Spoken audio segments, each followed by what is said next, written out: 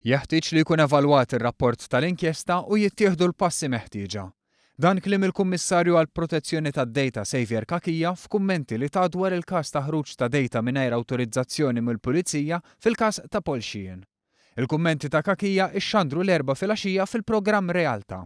Aħna issa li jidher li saret din l-inquiry u twaqqaf anki kummissarju ġie appuntat kummissarju tal-Pulizija ġdid, aħna issa rridu nsibu ħin nevalwaw ukoll anki ir-rapport tal-inquiry li sar u nieħdu l-passi li jkun hemm bżonn meħtieġa skont l-att tal-protezzjoni tad-data.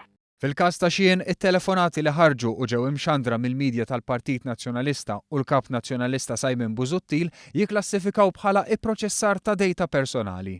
Għaldaqstant min hu responsabbli għal ġbir u l-ipproċessar ta' tali dejta għandu jiżgura miżuri ta' sigurtà sabiex din ma tinħareġ mingħajr permess.